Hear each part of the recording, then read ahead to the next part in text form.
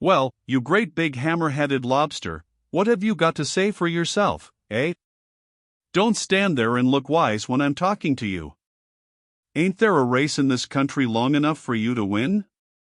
A mile and a half ought to give you a chance to open up and step, but what do?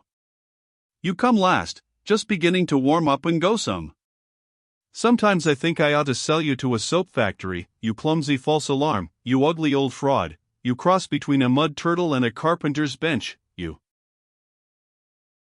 At this point Slim Kern became extremely personal, speaking his mind concerning the horse Pharaoh, his morals, his habits, and his ancestors. Some of his statements would have raised blisters on a salamander, but Pharaoh listened calmly and with grave dignity. Pharaoh was not handsome. He was, as Slim had said, a hammer-headed brute of imposing proportions. But for his eyes no turfman would have looked at him twice. They were large, clear, and unusually intelligent, they redeemed his homely face. Without them he would have been called a stupid horse. An elderly gentleman sat on a bale of hay and listened to Slim's peroration. As it grew in power and potency, the listener ceased to chew his straw and began to shake his head. When Slim paused for breath, searching his mind for searing adjectives, a mild voice took advantage of the silence. There now, Slim, ain't you said enough to him? Seems like, if it was me, I wouldn't cuss a hoss so strong, not this hoss anyway. He ain't no fool. Chances are he knows more'n you give him credit for. Some hosses don't care what you say to him, goes in one ear and out the other, but Pharaoh, he's wise. He knows that ain't love talk. He's win it over in his mind right now. By the look in his eye, he's a skin himself. Will he bite your ear off or only kick you into the middle of next week? Cussin' a hoss like that won't make him win races where he never had a chance nohow. I know it, said Slim. I know it, Curry, but think what a wonderful relief it is to me. Take a slant at him, standing there all dignified up like a United States senator. Don't he look like he ought to know something? Wouldn't you think he'd know where they pay off? He makes me sore, and I've just got to talk to him. I've owned him a whole year, and what has he done? Won once at a mile and a quarter, and he'd have been last that time if the leaders hadn't got in a jam on the turn and fell down. He was so far behind them when they piled up that all he had to do was pull wide and come on home. He had sense enough for that. I've started him in all the distance races on this circuit. He always runs 3 feet to their 1 at the finish, but he's never close enough up to make it count. He must have some notion that they pay off the second time around, and it's all my boy can do to stop him after he goes under the wire. Why won't he uncork some of that stuff where it will get us something? Why won't he? I don't know, and that's what gets me. Old man Curry rose, threw away his straw, and circled the horse 3 times, muttering to himself. This was purely an exhibition of strategy, for Curry knew all about Pharaoh, had known all about him for months. What'll you take for him? The question came so suddenly that it caught Slim off his balance. Take for him, he ejaculated. Who wants an old hammerhead like that? I was thinkin' I might buy him, was the quiet reply, if the price is right. I dunno's a hoss named Pharaoh would fit in with a stable of Hebrew prophets, count of the way Pharaoh used Moses and the Israelites, but I might take a chance on him if the price is right.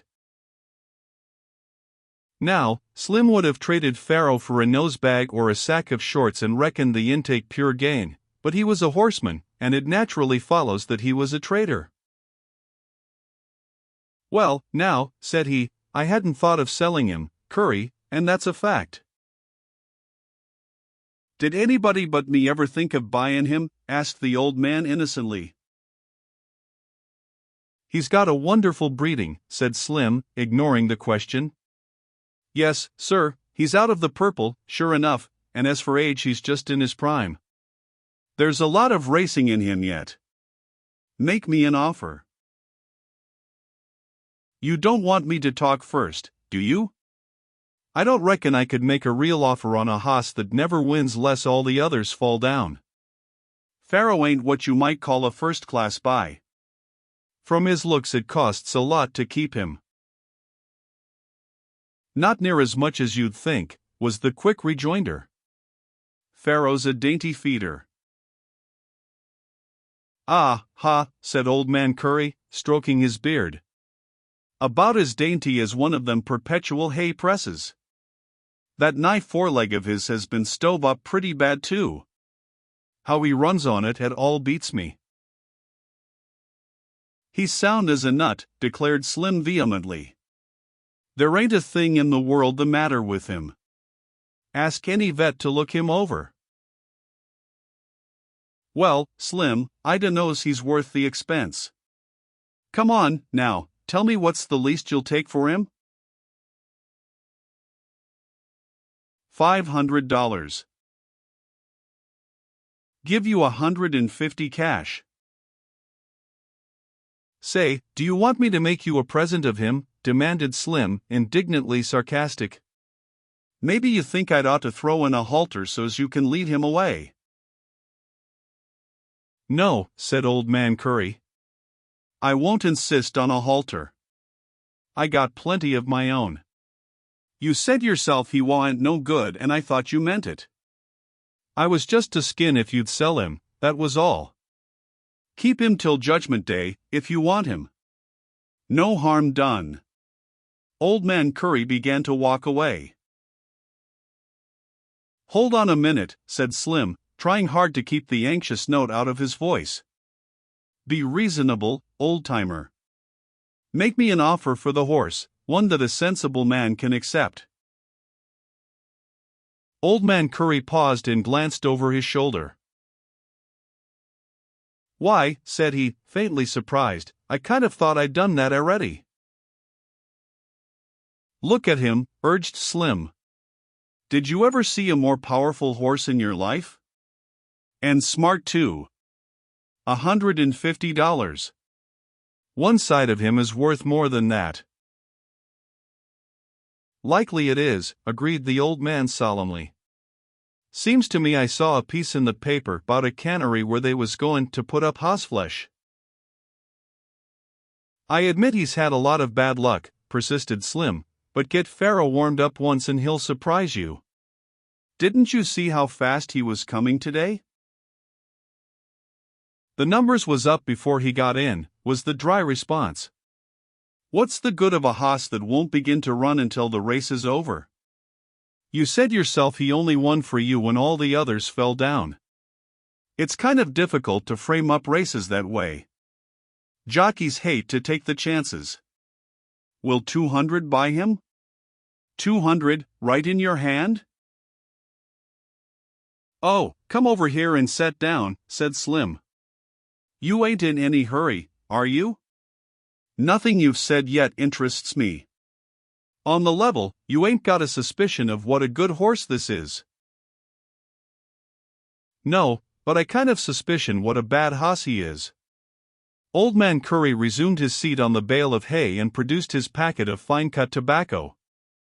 You tell me how good he is, said he, and I'll listen, but before you open up here's what Solomon says, the simple believeth every word, but the prudent man looketh well to his going. Hoss tradin' is no job for a simple man, but I made a livin' at it before you was born.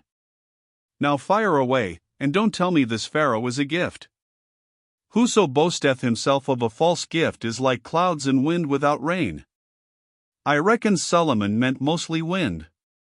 Now you can cut loose and tell me how much hoss this is. 2 hours later Old Man Curry arrived at his barn leading Pharaoh. He had acquired the hammerhead for the sum of $265 and Slim had thrown in the halter. Shanghai, Curry's hostler and handyman, stared at the new member of the racing string with open-mouthed and pop-eyed amazement. Laud sake. What is that, a Camuel? No, I don't reckon he's a camel, exactly, replied the old man. I don't know just what he is, Shanghai, but I mean to find out soon. The man I got him from allowed as he was a race hoss. Ha, Colonel. He suddenly don resemble no runnin' hoss to me. I never yet see a head shape like that on anything what could run. Shanghai came closer and examined the equine stranger carefully. Yo, an ugly brute, big hoss, ugly no name for it. Oh, Colonel, he got a knowin' eye, ain't he? If this hoss is wise as he look, he ought to be a judge in the Supreme Court. Yes, Sue, somepin besides bone in that ol' hammerhead. I bought him for his eyes, said Old Man Curry. His eyes and his name. This is Pharaoh, Shanghai. Pharaoh, eh? The Negro chuckled. That's a game where yo gets action two ways, bet it is or it ain't. Now, meb this year Pharaoh is a race hoss, and mebbe he ain't, but if yo either puts him in with early speed and a short distance to go, betta play him with a copper, Colonel. He got same chance as a eagle flyin' a mile 'gainst pigeons. The thing to do, said Old Man Curry with his kindly smile, is to find out the eagle's distance. Little Mose was dreaming that he had piloted the winner of the Burns handicap and was being carried to the jockey's room in a floral horseshoe which rocked in a very violent manner. The motion became so pronounced that Mose opened his eyes, and found Old Man Curry shaking him. Get up, you lazy little rascal. Got a job for you this mornin'. Turn out. The jockey sat up, yawning and knuckling his eyes. Solomon must have had at least one little black boy, said the old man. Love not sleep lest thou come to poverty. Hurry up, Mose.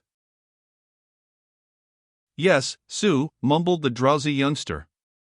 Reckon Solomon neve had to gallop a string and ride 'em too. I sutney earns what I gets when I get it. Dawn was breaking when Jockey Mosby Jones emerged from the tack room to find Old Man Curry and Pharaoh waiting for him. As they were walking to the track, the owner gave his orders. One trouble with this hoss, said he, is that the boy who has been riding him wasn't strong enough in the arms to keep his head up. That ol' hoss has got a head what weighs 1,000 pounds, murmured Mose sulkily. Spect he'll 'bout yank both arms out'n me. You're pretty stout for a boy your size, said the old man, and you may be able to hold this big, hard-striding hoss together and shake something out of him. Send him 2 miles, Mose, keep his head up if you can, and ride him every jump of the way. But, boss, they ain't no 2-mile races in this 'ere part o' the country. Keep on, and you'll talk yourself into a rawhidin' yet, little black boy. I ain't a skin you to tell me 'bout the races on the jungle tracks. All you got to think about is can you handle as much hoss as this over a distance of ground. If you can, and he's got the stayin' qualities I think he has, you and me and Pharaoh may go on a long journey down into Egypt after corn. Get up on him, Mose, and let's see what you both can do. The hammerhead loafed away at a comfortable stride and his first mile showed nothing, but his second circuit of the track was a revelation which caused Old Man Curry to address remarks to his stopwatch. It took every ounce of Moses' strength to fight Pharaoh to a standstill. The big brute was just beginning to enjoy the exercise and wanted to keep on going. Well, think you can handle him? Boss, panted little Mose, I can do everything to this 'ere hoss, but stop him. He sutney do love to run once he get goin'. All the way down the stretch, he was a-sayin' to me, come on, Jock. Lemme go round again. Yes, Sue, he was beggin' me fa not ham I'll. Ah, said Old Man Curry. That's the way it looked to me. Well, tomorrow we'll let him do that extra mile, but we'll get up earlier. By and by when he's ready, we'll let him run 4 miles and see how he finishes and what the watch says. Little Mose rolled his eyes thoughtfully. Seem like I ain't heard tell of but one 1 mile race, he hinted. Tain't run in Egypt neither. They runs it down round Frisco. The Thontum Stakes is what they calls it. Boss, you reckon Pharaoh can pick up any corn in California? Old Man Curry's eyes twinkled, but his voice was stern. If I was a little black boy, said he, and I was wanting my boss to take me on a trip down into Egypt, I wouldn't call it California. If I knew anything about a 4-mile stake race, I'd try to mislay the name of it. If I had been riding a big, hammer-headed hoss, I don't think I'd mention him except in my prayers. If I was going after corn, I don't believe I'd say so. Mose listened, nodding from time to time. Boss, said he earnestly, I sutney always did want to see what this here Egypt looks like. Outside of that, I never heard nothin', I don't know nothin', and I can't tell nothin'. Beginnings now, a clam has got me beat in a talkin' match. Old Man Curry smiled and combed his long, white beard. That is the very best way, said he, to earn a trip down into Egypt. A talebearer revealeth secrets, but he that is of a faithful spirit concealeth the matter. That's me all over, chuckled Mose. I bet I got the faithfulest and the concealinest spirit what is. Port Costa is a small town on the Carquinez Straits, that narrow ribbon of windswept water between San Pablo and Sassoon Bays.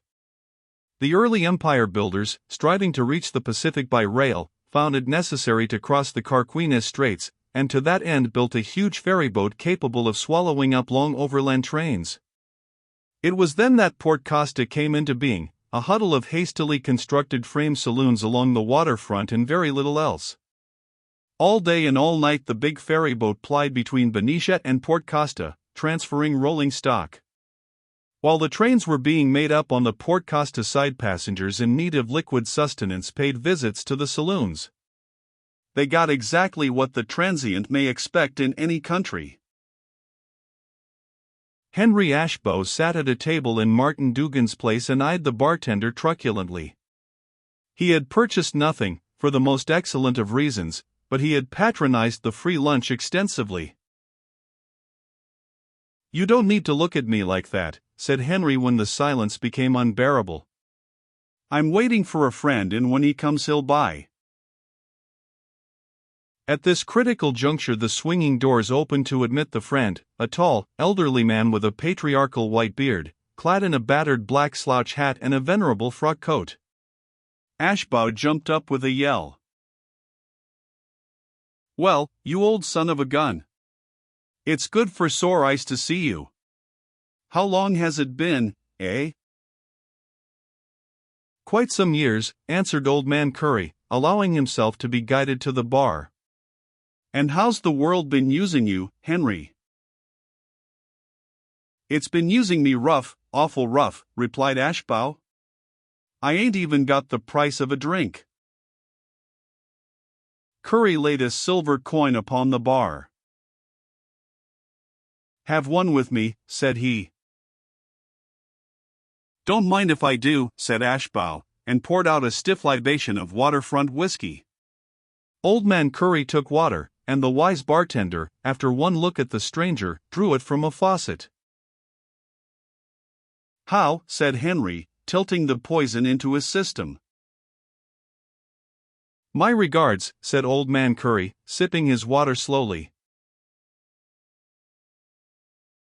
Same old bird, ejaculated Ashbow, clapping Curry on the back. Solomon on the brain. Speaking of birds, though, did you ever see one that could fly with only one wing? I never did, was the grave response. Have another? If you force me, said Ashbow, pouring out a second heavy dose. Old Man Curry took more water. Ashbow gulped once and passed the back of his hand over his lips.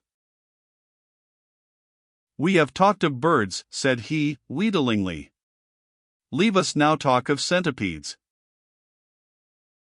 No, said Curry quietly. No, I reckon not, Henry. There's something else to talk about. You got my telegram? This afternoon, said Ashbow with a lingering glance at the bottle. That's why I'm here. You've still got your place out on the Martinez Road? Asked Old Man Curry.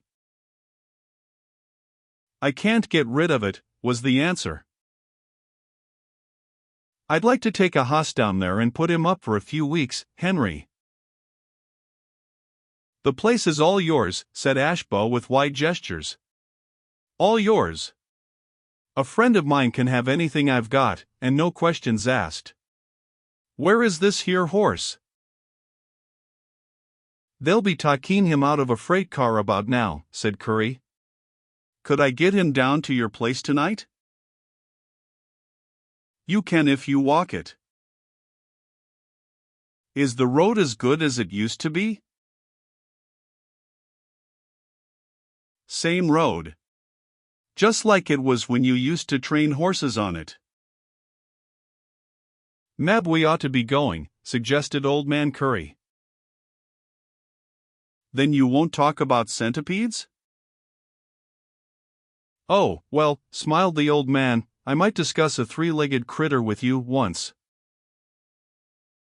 Put that bottle back on the bar, said Ashbow.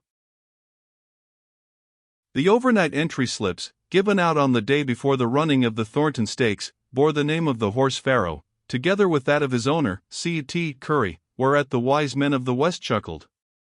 A few of them had heard of Old Man Curry, a queer, harmless individual who owned bad horses and raced them on worse tracks. A hasty survey of turf guides brought the horse Pharaoh to unfavorable light as a non-winner in cheap company, and in no sense to be considered as a competitor in the second greatest of Western turf classics.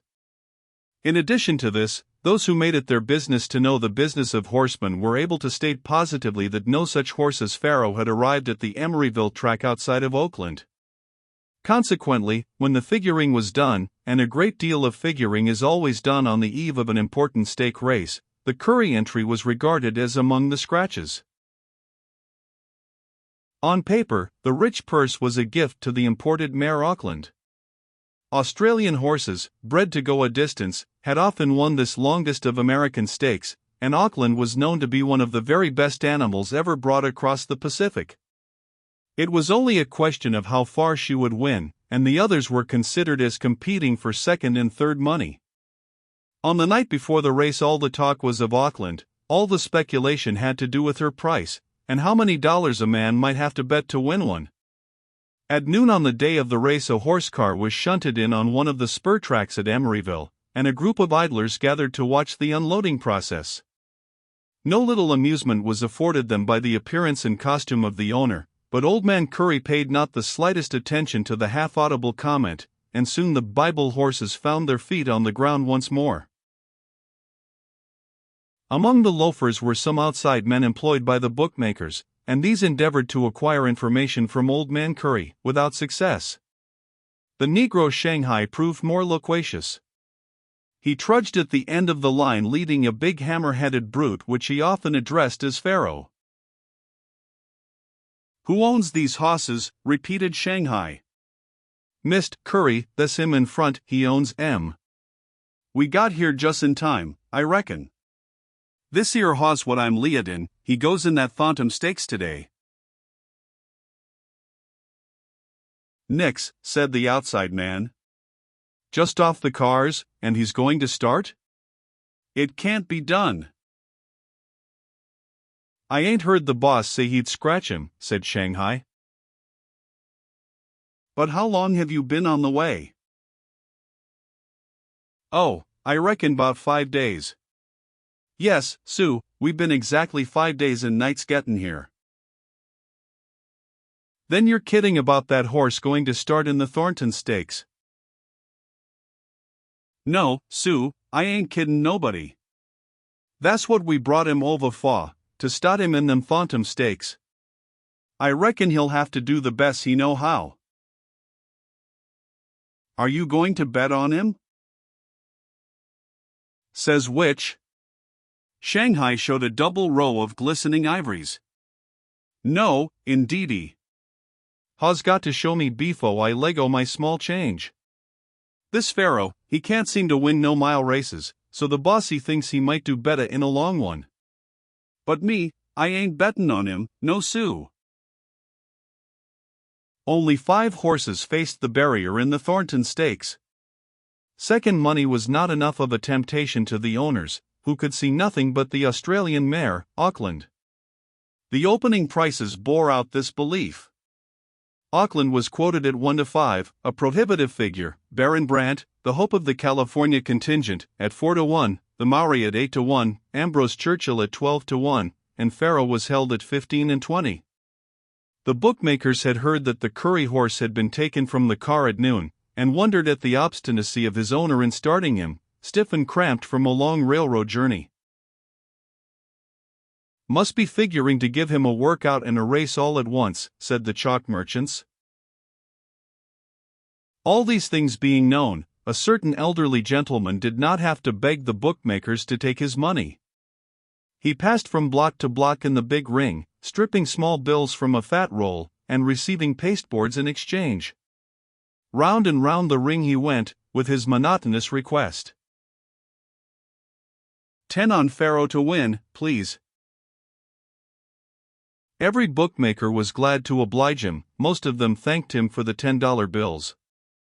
There were 32 books in the circle, and Old Man Curry visited each one of them several times. He stopped betting only when he heard the saddling bell ringing in the paddock. After a few words with Little Mose, he returned to the betting ring and the distribution of his favors. When the 5 horses stood at the barrier in front of the grandstand, Pharaoh was conspicuous only for his size and the color of his rider. The mare Auckland, beautifully proportioned, her smooth coat glistening in the sun, was the ideal racing animal. The word was soon given, the barrier whizzed into the air, and the 5 horses were on their long journey. The boy on Auckland sent her to the front at once, and the mare settled into her long, easy stride, close to the rail, saving every possible inch. Pharaoh immediately dropped into last position, plodding through the dust kicked up by the field. The big hammerhead showed nothing in the first mile save dogged persistence. At the end of the second mile Auckland was 20 lengths in front of Pharaoh, and running without effort. The Maori and Ambrose Churchill were beginning to drop back, but Baron Brandt still clung to second place, 10 lengths behind the favorite. It was in the third mile that jockey Mosby Jones began to urge the big horse. At first there seemed to be no result, but gradually, almost imperceptibly, the heavy plugging stride grew longer. Auckland still held her commanding lead, but Pharaoh marked his gain on Ambrose Churchill and the Maori, leaving them a bitter and hopeless battle for fourth place. In the home stretch the pace began to tell on Baron Brandt, and he faded. Pharaoh caught and passed him just at the wire, with the Australian mare 15 lengths in front and eating up the distance in smooth, easy strides. The stubborn persistence of the hammer-headed horse had not escaped the crowd, and those who support the underdog in an uphill fight gave him a tremendous cheer as he swung down to the turn. It was then that Little Mose leaned forward and began handwriting, calling on Pharaoh in language sacred and profane. Hump yourself, big haws. Neve let it be said that a mare kin make you eat dust. Lay down to it, Pharaoh, lay down to it. Why, you ain't begun to run yet. You just been foolin'. You want to show me up befo a big town crowd. Pharaoh, I ask you from my heart, lay down to it. And Pharaoh lay down to it. The ugly big brute let himself out to the last notch, hugging the rail with long, ungainly strides. The jockey on Auckland had counted the race as won. In fact, he had been spending the winner's fee from the end of the second mile, but on the upper turn the thud of hoofs came to his ears, and with them wild whoops of encouragement. He looked back over his shoulder in surprise, which soon turned to alarm. The big hammerhead was barely 6 lengths away and drawing nearer with every awkward bound. Jockey McPhee sat down on his imported mount and began to ride for a $5,000 stake, a fat fee, his reputation, and several other considerations, but always he heard the voice of the little Negro, coming closer and closer. Corn crop 'bout ripe, Pharaoh. Just waitin' to be picked. That mare, she come a long ways to get it, but she go and get it good. Them ribbons don't keep her from rockin', she's all through. Go get her, Big Hawes. Go get her. Jockey McPhee slashed desperately with his whip as Pharaoh thundered alongside, and the game mare gave up her last ounce, gave it up in a losing fight. Once, twice, the ugly, heavy head and the head of the equine aristocrat rose and fell side by side, then Auckland dropped back beaten and broken-hearted while her conqueror pounded onto the wire, to win by 5 open lengths. At least one dream came true. Mosby Jones was carried off the track in a gorgeous floral horseshoe, his woolly head bobbing among the roses and his teeth putting the white carnations to shame. Shanghai danced all the way from the judges' stand to the stables, not an easy feat when one considers that he was leading the winner of the Thornton Stakes, also garlanded and bedecked within an inch of his life, but, in spite of all his floral decorations, extremely dignified. Old Man Curry fought his way through a mob of reporters and fair-weather acquaintances to find himself face to face with the only real surprise of the day. A sharp-faced youth, immaculately dressed, leaped upon him, endeavoring to embrace him, shake his hand and congratulate him, all in a breath. "Frank," cried the old man.